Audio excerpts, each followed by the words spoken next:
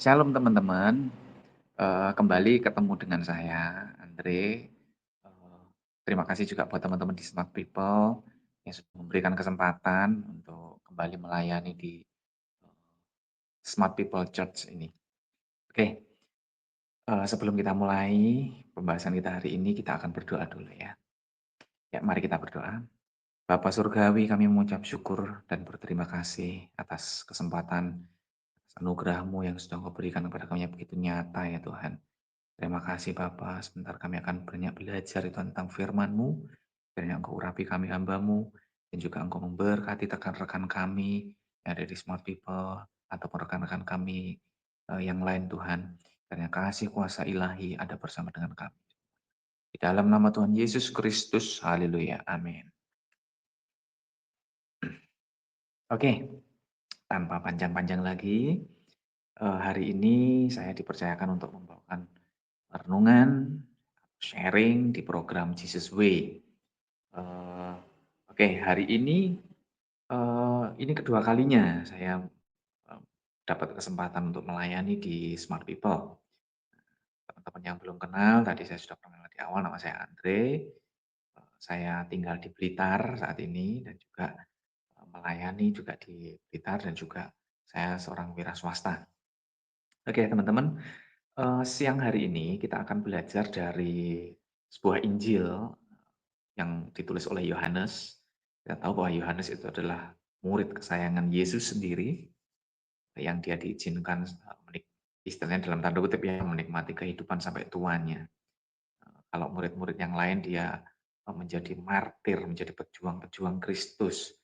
Tapi Yohanes ini diberikan kasih karunia untuk menikmati hidup sampai masa tuanya. Tetapi karena itu Tuhan punya maksud tersendiri kepada Yohanes. Nah, kita akan belajar dari Injil Yohanes 14 ayat yang ke-6 tentunya. Ayat ini sudah familiar dan sudah kita hafal banget ya, Injil Yohanes 14 ayat yang 6. Begini firman Tuhan, Injil Yohanes 14 ayat yang ke-6. Ya, bisa diganti dulu mungkin slide-nya. Ya, ini betul. Kata Yesus kepadanya, "Akulah jalan dan kebenaran dan hidup. Tidak ada seorang pun yang datang kepada Bapa kalau tidak melalui aku." Ya, eh, tentunya bukan secara kebetulan kalau program ini namanya Jesus Way. Kita tahu bahwa Yesus itu adalah satu-satunya jalan dan satu-satunya eh, apa namanya kebenaran dan hidup yang harus kita perjuangkan. Oke, saya manggilnya teman-teman aja ya biar lebih akrab. Ya. Nah, gini, ayat ini sekali lagi ayat ini Yohanes 14 ayat 6 itu seharusnya sudah menjadi apa ya, menjadi sebuah ayat yang bukan menjadi ayat yang apa ya namanya? Bukan menjadi ayat yang kira-kira dilupakan oleh Kristen lah seperti itu. Tapi ini menjadi suatu ayat utama bagaimana kehidupan kekristenan kita harus berjalan, teman-teman. Nah, berbicara tentang sebuah jalan karena ditulis di situ kita berkata tentang akulah jalan dan kebenaran dan hidup. Kalau kita bandingkan dengan terjemahan lain, saya seringkali kalau belajar firman itu membandingkan dengan terjemahan lain ya.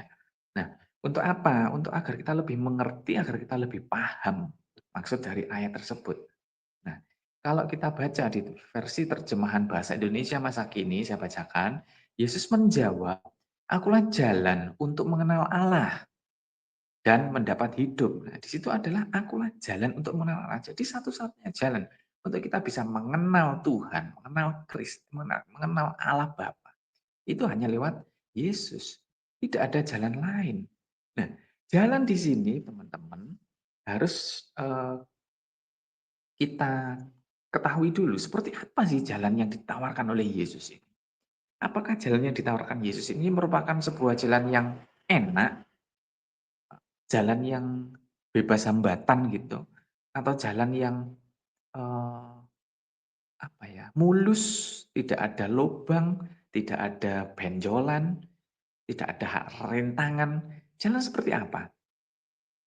Jangan dianggap ikut Yesus itu merupakan sebuah, "Oh, ikut Yesus itu pasti berhasil, ikut Yesus pasti sukses, ikut Yesus pasti hidupmu diberkati." Tunggu dulu. Iya, memang Tuhan menjanjikan kita diberkati, iya. Tetapi tunggu dulu. Kalau bahasa saya sebagai orang orang di Jawa sini ya, ojo ke susu, lihat dulu seperti apa. Nah, begitu, kita masuk ke dalam jalan ini, apa yang harus kita, eee, lakukan, apa yang harus kita perjuangkan? Kok kita memilih Yesus sebagai jalan ini? Jalan di sini teman-teman diartikan bahwa jalan itu jalan yang sempit, bukan sebuah jalan yang lebar. Tentunya kalau teman-teman jalan, kalau di kota-kota ya, di kota-kota itu biasanya kan ada gang-gang yang sempit lah, mungkin hanya cukup untuk papasan satu orang, 2 orang. Kalau ada yang lebih sempit lagi, papasan pun harus, istilahnya beradu punggung seperti ini. Nah, diumpamakan Yesus sebagai jalan itu adalah jalan yang sempit, bukan jalan yang mudah tentunya. Itu jalan yang susah. Tetapi ini loh yang harus kita perjuangkan, karena jalan yang diberikan oleh Yesus itu mengandung arti apa? Nah, jalan, ya, jalan yang diutarakan oleh Yesus dalam Injil Yohanes 14 ayat 6 ini, itu adalah jalan yang, eee, tidak dilalui oleh orang lain kecuali orang yang memang dipilih oleh Tuhan. Kalau ada di ayat lainnya mengatakan, "Akulah bangsa yang terpilih, kamulah bangsa yang terpilih, imamat yang rajani, umat kepunyaan Allah sendiri." Ya, itu berlaku untuk kita. Karena apa? Kita kan mengaku diri kita sebagai orang percaya, mengaku diri kita sebagai orang Kristen. Orang Kristen adalah orang yang mempercayai Kristus. Begitu kita meletakkan kepercayaan kita kepada Kristus, otomatis jalan yang dinyatakan oleh Yesus juga harus kita lewati. Nah, jalan ini, jalan yang ditawarkan oleh Yesus itu adalah jalan yang sangat eksklusif sekali. Ya kita tahu kalau yang namanya barang-barang yang eksklusif itu pasti kan terbatas. Ya kasih Tuhan aja yang nggak terbatas, kasih Tuhan itu kekal sepanjang masa. Tetapi dalam konteks sekarang ini kalau kita belajar tentang akulah jalan dan kebenaran dan hidup, ya, jalan ini adalah sesuatu yang eksklusif, ya. Sesuatu yang tidak ditawarkan kepada yang lain. Sebenarnya itu. Nah, kita bangga dong harusnya jadi orang Kristen karena kita memiliki sesuatu yang eksklusif, sesuatu yang nilainya sangat tinggi sekali, sesuatu yang nilainya tidak bisa apa ya, diukur dengan uang, sesuatu yang tidak bisa diukur dengan harta kekayaan kita. Itulah jalan yang ditawarkan Yesus. Tetapi kadang problemnya tidak semua orang Kristen yang mengatakan dirinya Kristen, pengikut Kristus, mau melalui jalan yang diberikan oleh Yesus. Maunya begitu dia, aku ikut Yesus, aku enak. Doaku dijawab, ya, masalahku diselesaikan oleh Yesus. Enak sekali. Kalau aku sedang terpuruk, terpuruk apa, mungkin kesehatannya, begitu doa, langsung disembuhkan. Ya. Pas kerjaannya lagi turun nih atau ekonominya lagi carut-marut, pengennya begitu doa datang kepada Yesus, langsung ekonomiku dipulihkan. Ya, nggak seperti itu juga sih. Nggak. Semua harus menjalani proses. Saya sendiri pun juga begini-begini juga diproses oleh Tuhan. Beberapa rekan-rekan, beberapa teman-teman yang di Smart People pasti tahulah, pasti sudah pernah tahu kehidupan saya dulu. Karena kita kan pernah sempat bareng-bareng kan dulu di waktu masih di Surabaya. Nah, pasti tahu bagaimana prosesnya Tuhan itu luar biasa sekali. Nggak mudah teman-teman, nggak ada yang mudah. Ya. Sampai akhirnya pun saya kembali dalam tahun 2000 waktu saya diizinkan Tuhan untuk pulang kembali ke Blitar dari Surabaya itu. Proses Tuhan itu masih terus berjalan. Bahkan sampai saat ini, detik ini pun proses Tuhan itu masih terus berjalan, terus berjalan. Mengikut Yesus, mengikuti jalannya Tuhan itu, wah, ada aja rintangannya, ada aja hambatannya, ada aja tantangannya. Tapi itulah yang Tuhan mau, karena apa? Itu mendidik kita, mendidik iman percaya kita agar terus bertumbuh, agar terus kuat gitu loh. Kita bukan lagi Kristen yang kaleng-kaleng, kita bukan lagi orang Kristen yang cengeng, kita bukan lagi orang Kristen yang sedikit-sedikit komplain, sedikit-sedikit, Tuhan ini gimana sih? Aduh Tuhan, pokoknya doaku harus dijawab, pokoknya aku harus begini Tuhan, kalau nggak begini berarti kamu bukan Tuhan. Itu nggak boleh. Iman kita itu kan harus diuji, percaya kita kepada Kristus itu harus diuji. Ujiannya ya lewat tantangan, hambatan, rintangan, dan masing-masing dari kita itu tantangannya beda-beda. Hambatan-hambatan yang kita lalui, proses kita pun masing-masing beda-beda. Nggak sama, nggak ada yang sama teman-teman. Ya. Nah, halangan dan rintangan yang kita apa ya, kita temukan atau yang sedang kita kita hadapi saat ini, itulah yang dinamakan dengan hidup kita itu sangkal diri dan pikul salib. Nah, 2 kata ini sangat mengena gitu loh di dalam hati saya gitu. Sangkal diri dan pikul salib. Jadi begitu saya menghadapi setiap tantangan, rintangan, ujian dari Tuhan, ya, itu wah sudahlah ini bentuk penyangkalan diriku, ini bentuk aku ambil dan turut bagian dalam memikul salibnya Kristus. Nah, ini poin yang seringkali dilupakan oleh sebagian besar dari kita. Nggak mau kita sangkal diri pikul salib. Ya. Kita maunya ikut Yesus pokoknya masalahku beres kabeh. Ya nggak salah sih berharap sesuatu seperti itu. Tapi ingat, kita mengikut Yesus itu tujuannya untuk apa sih?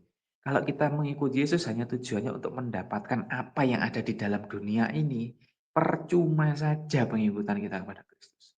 Karena kita ikut Yesus itu, Kristus itu untuk apa? Karena dia loh sudah pulang ke sorga itu untuk menyediakan tempat bagi kita. Nanti turun lagi dari sorga ke dunia ini untuk menjemput kita kembali, untuk dibawa pulang ke sana. Nah, tujuan kita mengikuti Yesus itu adalah nanti di kehidupan yang kekal, bukan di kehidupan yang sekarang ini. Gitu. Jadi kalau sekarang saat ini mungkin kita bekerja, mungkin kita punya usaha sendiri, kita lagi pelayanan pun kita pelayanan untuk siapa? Untuk Kristus, bukan untuk yang lain, bukan untuk diri kita. Seringkali gini, kita tuh terjebak sekali ya. Terjebak untuk apa? Oh, terjebaknya itu begini.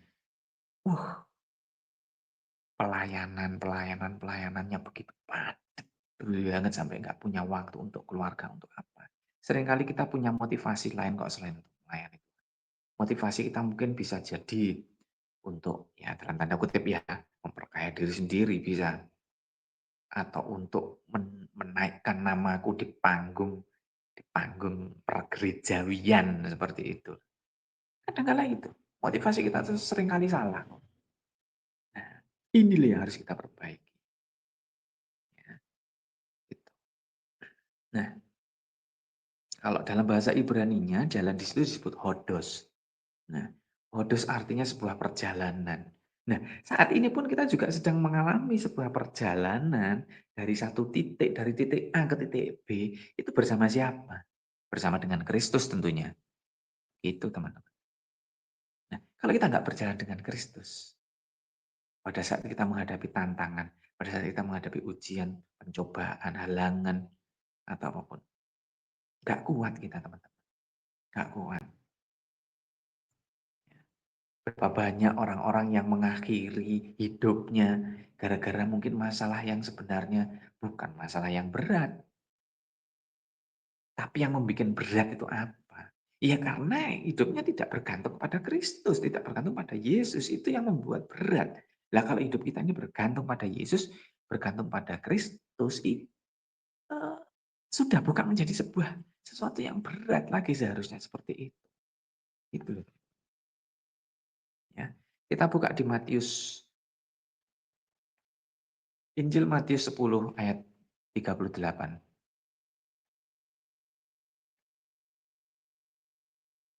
Nah, barang siapa tidak memikul salibnya, nah ini ya, dan mengikut aku, ia tidak layak bagi. Ayo, siapa yang berani bantah ayat ini? Memikul salib itu pasti berat. Memikul salib itu bukan sesuatu yang ringan. Tapi kalau tidak mau memikul salib dan mengikuti jalannya, ingat ya, mengikuti jalannya Kristus, meneladani Dia, tidak layak bagi Yesus. Jadi, seberapa hebat pelayanan kita, mau seberapa kaya kita, mau seberapa sukses kita, kalau tidak mau mengikut apa memikul salib dan mau mengikut atau meneladani Yesus, percuma kita tidak layak bagi Dia. Kalau kita sudah dinilai tidak layak bagi Dia, ya tahu sendiri deh kemana tujuannya. Pasti kematian kekal. Itu kalau kita nggak bertobat. Seperti itu.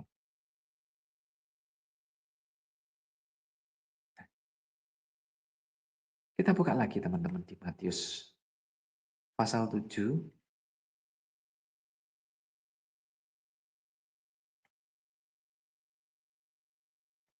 Injil Matius pasal 7 ayat yang ke-14. Tolong operator. Injil Matius 7. Nah, karena sesaklah pintu dan sempitlah jalan yang menuju kepada kehidupan. Dan sedikit orang yang mendapatinya. Tadi di awal saya ngomong bahwa jalan yang diceritakan atau yang difirmankan atau yang ditulis di dalam Yohanes 14 tadi, ayat 6 tadi, itu merupakan sebuah jalan yang sempit, bukan jalan yang lebar. Jalan yang mungkin berbatu-batu, ya, jalan yang sukar. Ya. Tapi itulah yang diminta sama Yesus.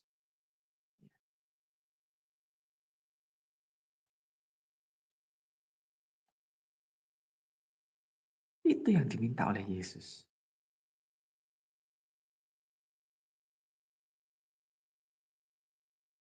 Seperti tentang tadi saya ngomong, pintu tadi loh. Sukarlah pintu.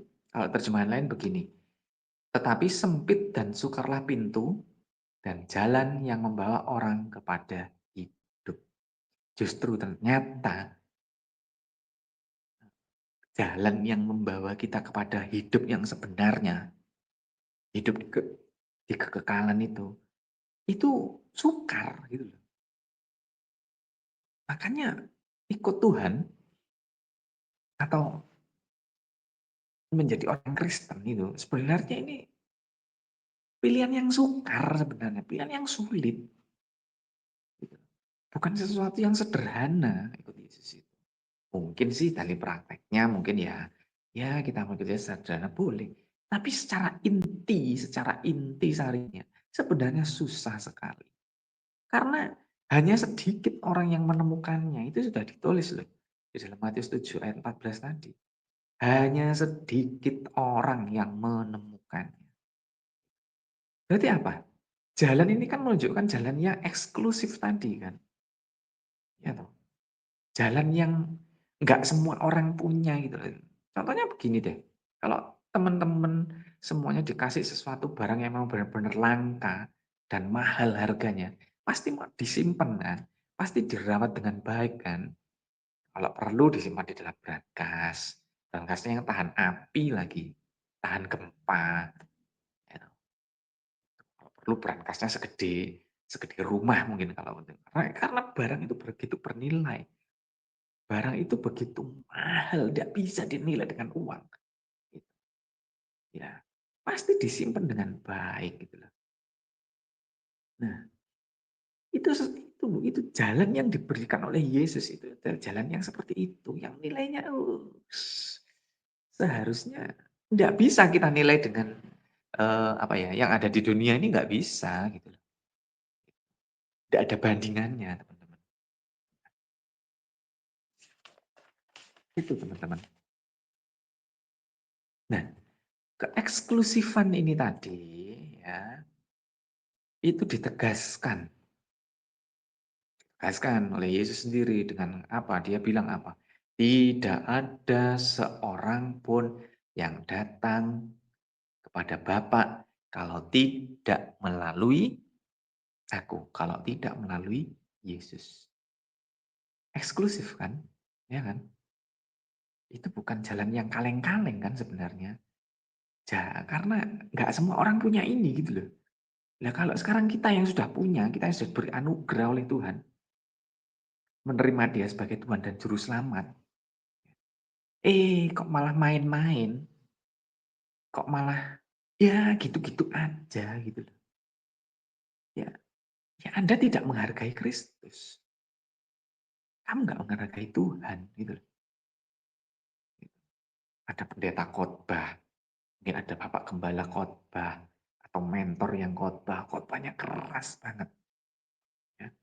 Khotbahnya mungkin keras, mungkin khotbahnya menyayat hati rasanya seperti itu ya. Merobek hati, merobek kalbu seperti itu. Tapi dianggap angin lalu saja. Apaan sih? Gak cocok aku khotbah kayak gitu, gak cocok. Aku tak cari yang enak-enak aja lah. Yang aku lagi sakit gini gini namun dipupuk maunya biar aku sembuh. Aku yang lagi dalam berbeban berat ini, oh pastilah nanti Tuhan tolong. Enggak selamanya. Karena kita tahu bahwa jalan kita itu sesuatu yang eksklusif. Yang enggak semua orang punya. Seharusnya ya struggle dong. Seharusnya kuat dong ikut Yesus. Karena kita ini dicetak untuk menjadi pemenang. Seorang pemenang atau kalau pahlawan berperang, kalau dia mau menang kan harus perang dulu nih. Kan? Nggak mungkin dong kalau kita nggak perang, tahu-tahu dikatakan sebagai pemenang. Nggak mungkin. Nggak mungkin itu. Kecuali ya kalau perlombaan di dunia ini yang bisa diatur dan sebagainya itu di dunia. Tapi kalau dalam konteks kita mengikuti Yesus, kita harus perang. Perang melawan apa? Perang melawan hawa nafsu, perang melawan godaan iblis, perang melawan dosa. Ayo koreksi deh diri kita. Ini firman juga bukan bukan aja buat teman-teman, tapi juga buat saya, kembali buat saya juga. Saya harus koreksi, saya harus harus terus introspeksi diri saya. Aku sudah benar atau belum sih? Apakah aku tuh masih selama ini masih menyia-nyiakan waktuku kepada Tuhan? Ya berbahagialah teman-teman yang saat ini mungkin masih muda ya umurnya. Ya. Masih di bawah 30. Masih diberi kesempatan banyak sama Tuhan untuk ayo toh belajar sungguh-sungguh. Ayo toh eh, melayani sungguh-sungguh. Ayo toh berbuat baik dengan sungguh-sungguh. Agar nama Tuhan dipermuliakan. Tapi juga tidak untuk kemungkinan yang mungkin sudah berusia lanjut juga harus lebih sungguh-sungguh. Jangan sampai nanti kita sudah di ujung detik-detik terakhir hidup kita, malah iman kita itu gugur. Jangan ini teman, jangan sekali lagi jangan. Nah, itu poin yang pertama tentang kebenaran. Tentang jalan, sorry. Poin yang kedua yang kita bahas adalah kebenaran. Kita harus tahu dulu nih kebenaran yang seperti apa, kebenaran yang bagaimana. Kenapa kok aku disuruh belajar, kok harus disuruh ketahui bahwa Yesus itu adalah kebenaran gitu. Nah, begini ya. Kebenaran ini kalau dalam bahasa sononya itu bahasa aslinya disebut aletheia. Aletheia. Ada sekolah Kristen aletheia kan, nah itu ada gereja yang namanya juga ya samalah seperti itu ya. Tapi kebenaran yang Tuhan maksud ini seperti apa gitu loh. Kebenaran atau aletheia ini adalah kebenaran eh, kebenaran bukan yang kita ucapkan. Maksudnya kalau hanya sekedar ucapan mulut, wah aku ngomong itu belum tentu dianggap sebuah kebenaran. Ya, belum sebuah kebenaran. Tetapi apa yang kita ucapkan itu harus ada realisasinya. Tong kosong tuh nyaring bunyinya kan. Biasanya orang yang ngomongnya banter, belum tentu ada realisasinya. Kayak gitu. Apa yang kita ucapkan, apa yang kita keluarkan dari perbendaharaan mulut kita ini, kata-kata kita ini harus ada realisasinya. Kalau nggak ada realisasinya berarti bohong. Gitu. Begitu juga dalam kehidupan rohani kita. Ya, Kalau kita biasanya, kalau ini penyakitnya para pelayan seperti ini. Kadang, oh, kalau pelayan ya pemain musik ataupun WL singer mungkin ya, mungkin.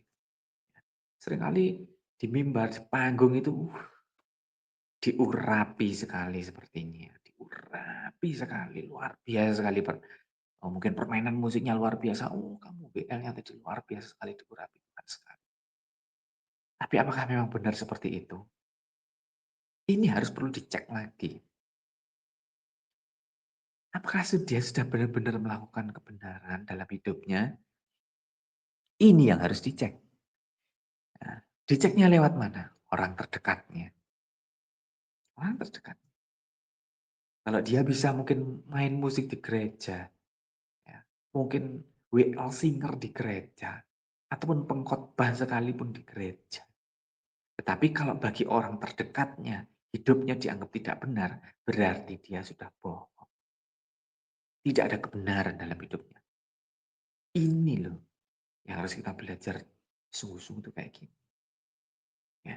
Perhatikan orang-orang sekitar kita, terutama keluarga dekat kita. Gitu. Melakukan kebenaran itu dari mana? Dari orang terdekat kita. Berbuat baik itu dari mana? Kita mulai melakukannya dari orang terdekat kita. Gitu. Istri-istri memperhatikan suami, menghormati suami. Yang suami pun demikian, menghormati istri, melindungi istrinya. Begitu juga anak-anak hormat kepada orang tua. Dan sebaliknya orang tua respect kepada anaknya. Indah sekali bukan? Tapi hubungan ini yang dirusak sebenarnya oleh iblis. Itu loh. Sehingga apa? Begitu hubungan, kalau kita bicara tentang rumah tangga ya, kalau rumah tangga kita itu sudah mulai dirusak oleh iblis, maka kehidupan rumah tangga kita itu tidak ada kebenaran, tidak ada Kristus. Kalau mulai rusak. Ini harus jadi perhatian penting.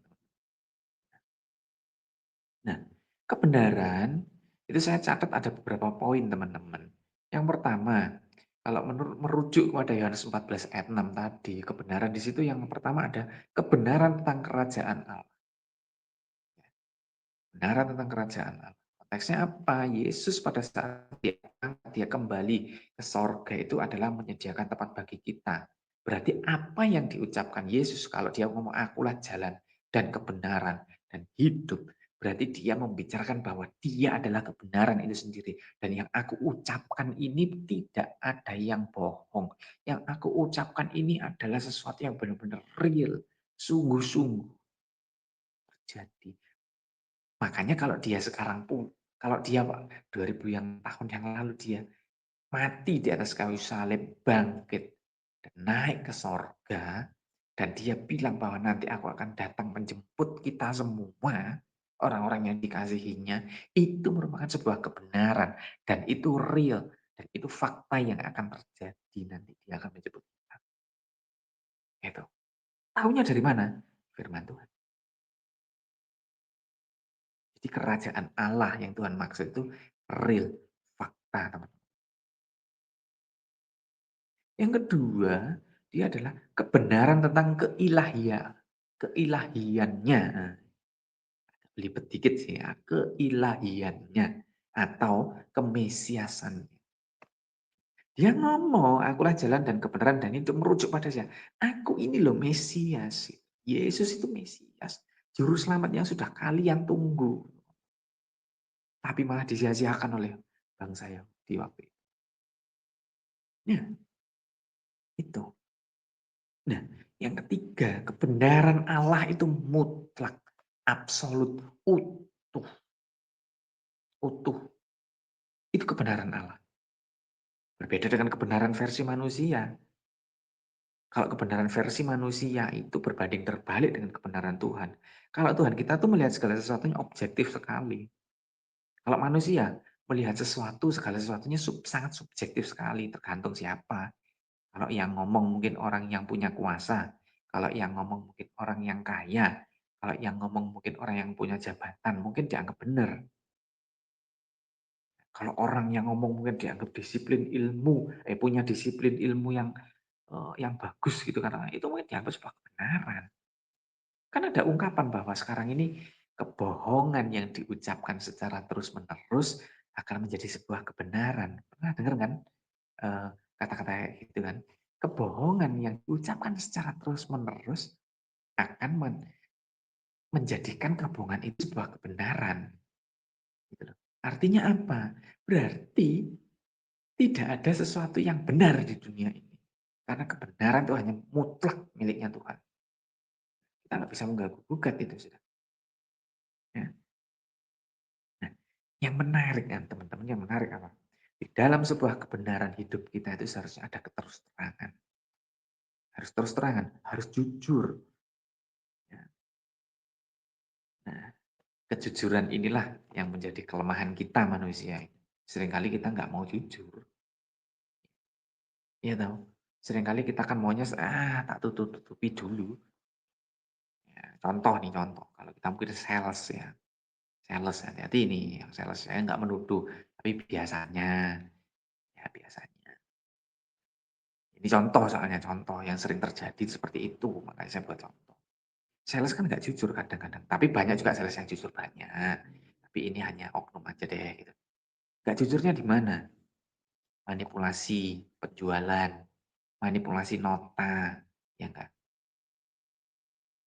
Manipulasi faktur, manipulasi tagihan. Itu nggak ada yang jujur itu. Ya, jangan loh orang-orang Kristen kita pengen lurus jangan seperti itu. Kita harus jadi pribadi yang jujur gitu. Iya katakan iya, tidak katakan tidak. Itu kan firmannya. Nah, seringkali kita juga masih sering berbohong. Berbohong mengatasnamakan kebenaran. Ini yang repot. Kalau berbohong mengatasnamakan kebenaran, apakah itu kebenaran? Coba dipikir deh teman-teman. Kalau kita berbohong mengatasnamakan kebenaran, apakah itu benar?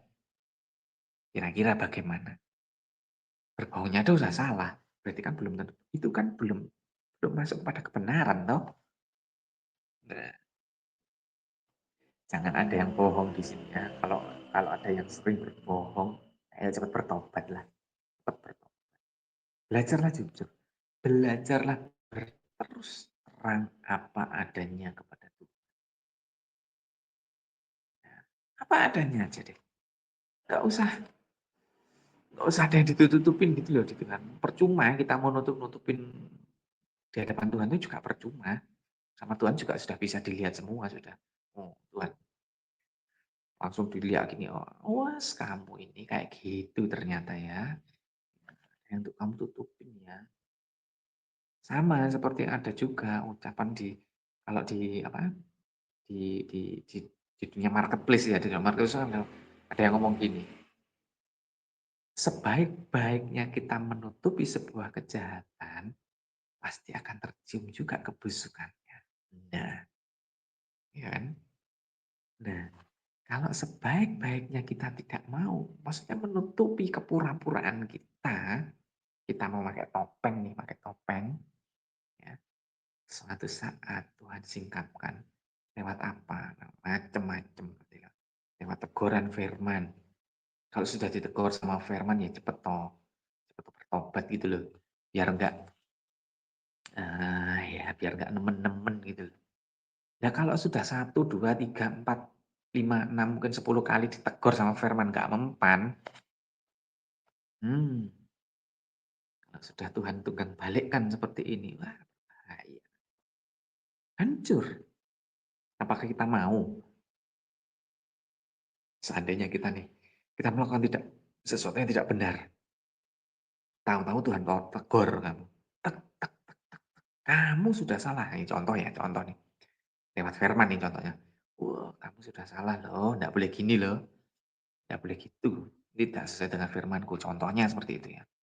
Masih tetap nggak mau, masih tetap enggak Tuhan, aku nggak salah kok, aku yang benar kok.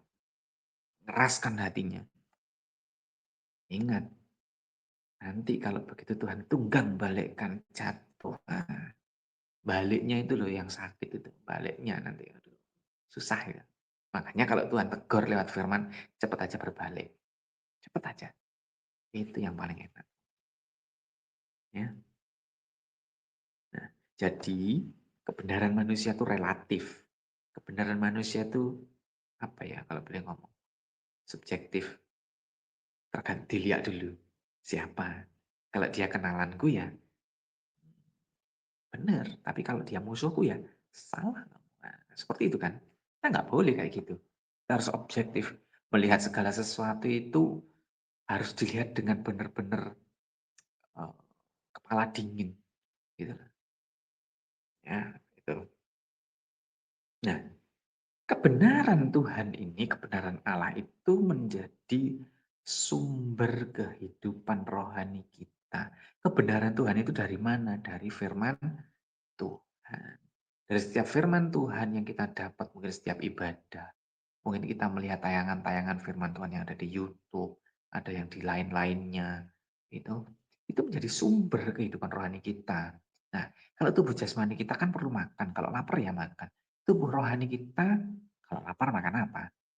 Kalau sakit lewatnya kita obatnya apa? Kan gitu kan, itu tubuh rohani. Lewat firman. Kalau kita salah, rambu-rambunya apa? Ya kan? Lewat firman. Gitu loh teman-teman. Nah, jangan protes deh sama Tuhan.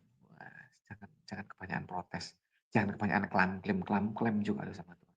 Gitu. Sudahlah ikuti prosesnya Tuhan. Enak kok. Ya walaupun sakit-sakit dikit lah. Tapi enak kok. Beneran. Eh, jujur aja saya diproses sama Tuhan. Saya sama istri diproses sama Tuhan. Tahun-tahun ini, 2 tahun ini itu dunia usaha kan memang sedang tidak baik-baik saja. Ya toh? Banyaklah teman-teman yang punya usaha nggak baik-baik saja. Susah gitu loh. Nggak seperti tahun-tahun yang lalu gampang banget ya cari omset, gampang banget cari cuan itu gampang banget lah gitu. Sekarang ini aduh susah, susah benar. Nah, di saat inilah loh, kalau kita nggak bergantung sama Tuhan, kita mau bergantung sama siapa? Kalau sampai saat ini kita masih bisa jalan, masih cukup, masih anak bisa sekolah, masih cukup makan ya toh. Masih cukup untuk gaji karyawan, masih cukup untuk bayar tagihan-tagihan yang harus kita bayar. Itu kalau nggak karena Tuhan, karena siapa? Di luar sana banyak sekali yang gulung tikar, banyak sekali yang kukut istilahnya gitu ya. Tutup sudah. Gitu. Ini kalau nggak buka karena Tuhan siapa? Ya itulah, kita makanya jadi orang Kristen itu hidup kita terus memuliakan Tuhan gitu loh. Agar apa? Agar kita memiliki hidup. Akulah jalan dan kebenaran dan hidup. Pada saat kita memuliakan Tuhan, pada saat kita menyembah Tuhan, sujud menyembah Tuhan, meninggikan Dia, kita akan memperoleh hidup kita kembali. Nah, hidup kita itu apa sih sebenarnya? Hidup kita itu bukan hidup yang ada di dunia ini, sekali lagi bukan di situ. Hidup kita adalah hidup nanti di kekekalan. Hidup kita adalah nanti di kerajaan sorga, itu hidup kita. Yang sebenarnya itu di sana. Kalau di sini tuh cuma belajar aja sebenarnya kita. Kita tuh bagaikan seorang musafir saat ini. Kita nggak punya tempat tinggal. Kalau musafir di padang gurun itu kan dia ya anggap aja nomaden gitu ya. Dari apa istilahnya itu? Eh, apa ya?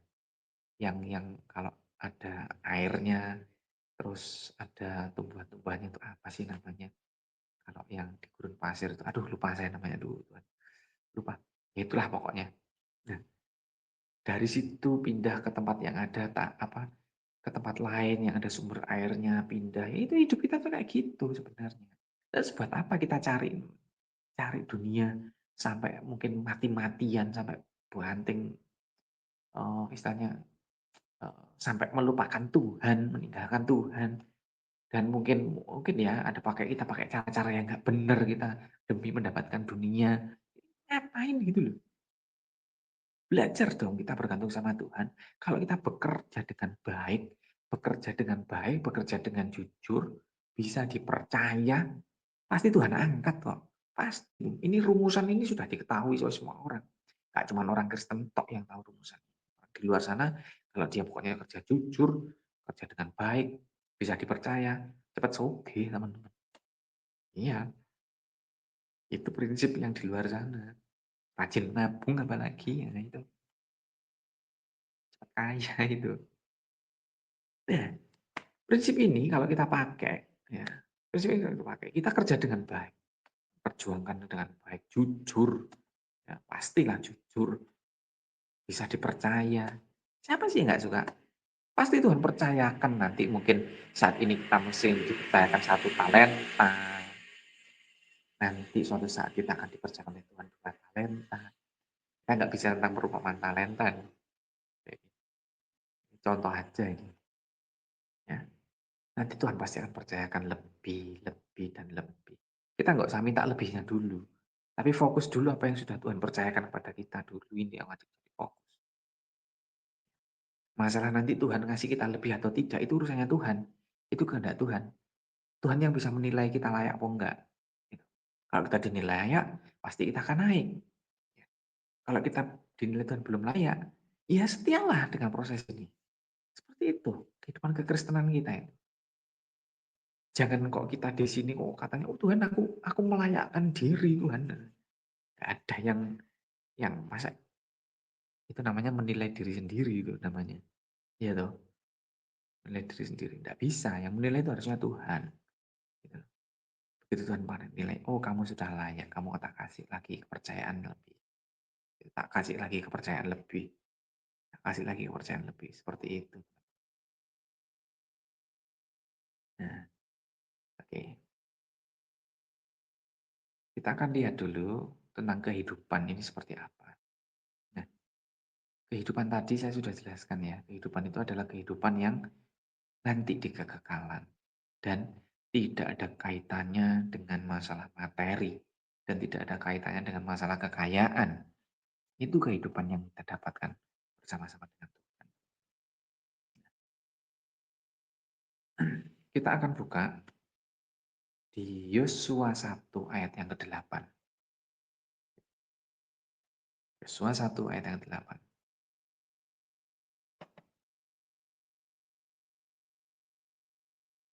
Janganlah engkau lupa memperkatakan kitab Taurat ini, tetapi renungkanlah itu siang dan malam, supaya engkau bertindak hati-hati sesuai dengan segala yang tertulis di dalamnya, sebab dengan demikian perjalananmu akan berhasil dan engkau akan beruntung. Nah, di sini kita belajar apa? Kita jangan jangan melihat berhasil dan beruntungnya dulu ya. Jangan lihat di situ dulu ya. Tapi kita lihat dulu fokus yang kita sudah memperkatakan kitab Taurat ini. Memperkatakan artinya apa? Kita membacanya dengan baik. Kita merenungkan firman Tuhan. Ataukah kita sudah melakukan itu atau belum? Karena firman Tuhan itu sekali lagi firman Tuhan itu adalah guidance. Firman Tuhan itu petunjuk. Firman Tuhan itu perintah. Ya, itu. Kita sudah melakukan itu atau belum? Ya. Jangan fokus di engkau akan berhasil dan beruntung. Tapi kita nggak mau melakukan yang melakukan firmannya dulu. Enggak, ya nggak bakalan berhasil, nggak bakalan beruntung gitu loh. Kita akan punya hidup. Nah, keberhasilan perjalanan hidup kita, kalau kita bisa meneladani Yesus, kalau kita tahu bahwa Yesus itu adalah jalan kebenaran dan hidup, kita tahu itu ya.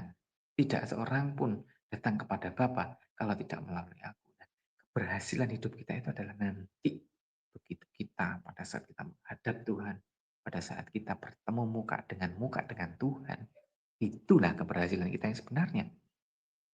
Pada saat kita kembali pulang ke surga, itulah keberhasilan yang sesungguhnya, teman-teman. Nah,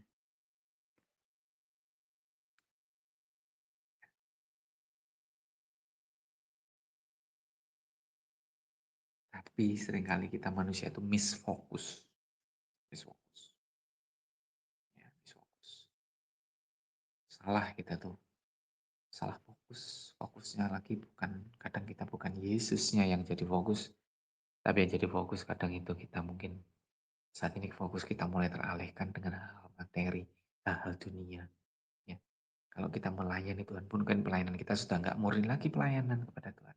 Kita fokusnya pada keakuan, berusaha untuk meninggikan diriku dengan tanda dengan apa, dengan bahasa yang lain itu seperti ini, memperalat Tuhan, memperalat Tuhan, yang penting aku naik. Enggak boleh seperti itu. Tuh, kita nggak bisa seperti itu, nggak boleh. Nah, nah, sebagai akhir, ya, teman-teman pahami dan eh, teman-teman harus mengerti dan harus menjadi pegangan hidup buat kita bahwa jalan untuk mengenal Tuhan, mengenal Allah, ya, untuk mengenal Dia sebenarnya itu hanya lewat Yesus. Apa yang Yesus firmankan, apa yang Yesus sampaikan, apa yang Yesus contohkan, itulah yang harus kita lakukan. Itulah yang harus kita teladani. Ya, teman-teman, seperti itu. Ya, firman Tuhan nggak saya panjangkan, sharingnya juga nggak saya panjangkan. Maaf kalau mungkin ada kata-kata yang tidak berkenan, ya, tapi saya berharap bahwa firman ini tidak lalu begitu saja. Firman ini bisa menjadi rema, atau setidaknya firman ini bisa menjadi sebuah refresh hidup kita. Mungkin selama ini kita sudah salah fokus. Ayo kembali kepada Yesus. Kembali kepada jalan, sang jalan. Kembali kepada sang kebenaran. Agar kita memperoleh hidup itu. Ya, sebagai penutup, mari kita berdoa. Bapak di dalam surga, terima kasih kalau Engkau sudah bersedia ya Tuhan turun ke dunia ini untuk menjadi juru selamat bagi kami, untuk menunjukkan kepada kami bahwa Engkaulah kebenaran, Engkaulah jalan, Engkaulah hidup ya Tuhan. Agar kami dapat mengenal Bapa, agar kami dapat bersama-sama dengan Bapa di surga. Karena Engkau mau turun dan menebus dosa kami Tuhan. Ampuni kami Tuhan, semua kesalahan kami, semua kekurangan kami Tuhan. Kami akan belajar untuk memperbaiki diri kami ke depan. Agar kami bisa semakin hari semakin memuliakan nama. Kau berkati acara ini ya Tuhan. Jesus Way. Kau berkati juga teman-teman yang sudah mendengarkan. Teman-teman di Smart People juga. Eh, Kau berkati setiap staf gembala. Dan semua yang tidak bisa kami sebutkan satu persatu Tuhan. Terima kasih Tuhan Yesus. Hanya di dalam nama Tuhan Yesus Kristus. Sekali lagi kami berdoa dan mengucap syukur. Amin. Tuhan Yesus memberkati.